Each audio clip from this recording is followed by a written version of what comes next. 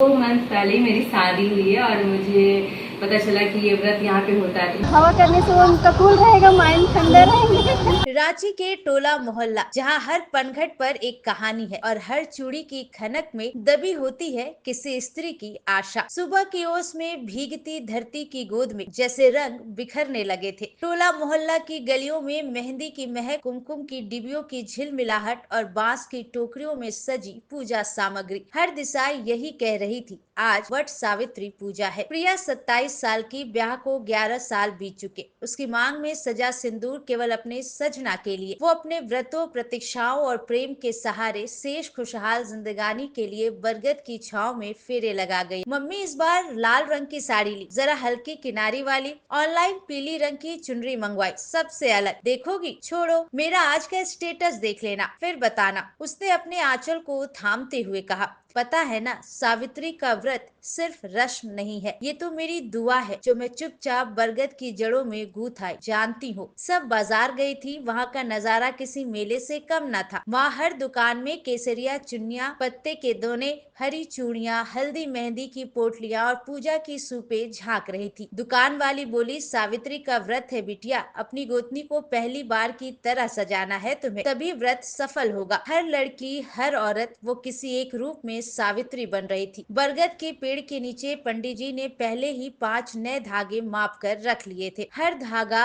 एक जीवन का व्रत। वही शारदा चाची जो 50 की उम्र में भी पति के लिए व्रत करती हैं, हर नववधु को सिखा रही थी, धूप कैसी हो, सूप कैसे घुमाया जाए और वर के लिए पहला निवाला कैसे रखा जाए। तब शाम को चुनियों की लहराती कतारों के बीच एक छोटी बच्ची सोनम साड़ी में लिपटी अपनी गुड़िया को पूजा करना सिखा रही थी। ये सावित्री है और ये उसका सत्यवान। देखो मम्मी, मैंने भी व्रत रखा है। गौरी जो पिछले साल सावित्री व्रत के समय अकेली थी, इस बार उसका पति अरविंद छुट्टी लेकर आया था। वो बरगद के नीचे बैठा था और गौरी व्रत तोड़ने से पहले उसकी आंखों में देख रही थी। 12 घंटे के व्रत के बाद भी उसकी आंखों में प्यास नहीं, शुक्राना था। तुम हो, बस यही बहुत है। उसने अरविंद के पैर छुए, पंखा डुलाया, आशीर्वाद लिया। इसके बाद सबने व्रत तोड़ा, जल ग्रहण किया, पति के हाथों से पहला फल खाया और बरगद के नीचे प्रण किया, जब तक सांस है साथ है, और अगर सांस छूटे तो दुआ है अगला जन्म फिर तेरे नाम से हो। मेरे मायके में ये व्रत नहीं होता था, तो मुझे लगता था कि काश की जब मेरी शादी हो तो मेरे ससुराल में ये व्रत हो। 2 मंथ पहले ही मेरी शादी हुई है और मुझे पता चला कि ये व्रत यहाँ पे होता है, तो मुझे बहुत अच्छा लगा और मैं वेट कर रही थी कि कब वट सावित्री का व्रत आएगा और मैं करूँगी। और फाइनली आज वो दिन आ गया और मैं आज व्रत की हूँ। 24 साल। क्या मान्यता है इस पूजा की? इस पूजा की यही मान्यता है कि अपने घर के लिए, अपने पति के लिए, लंबा आयु के लिए पूजा किया जाता है। दान में क्या क्या देते हैं?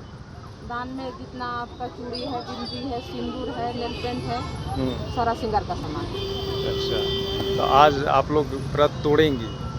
हाँ, पूजा करके। पूजा करके। कुछ मीठा। ये वट सावित्री पूजा जो आप कर रही हैं, ये पहली बार कर रही हैं या पूर्व से करते आ रही हैं? धागा जो बांधती हैं, ये क्या मान्यता है? पति के लिए। मतलब जो परंपरा चलते आ रहा है वही। ये बर के पेड़ के नीचे आप लोग पंखा हिलाते हैं, ये क्या मान्यता है? हवा करने से उनका कूल रहेगा, माइंड ठंडा रहेंगे। कोहराम लाइव के लिए अखिलेश और रंजीत की रिपोर्ट।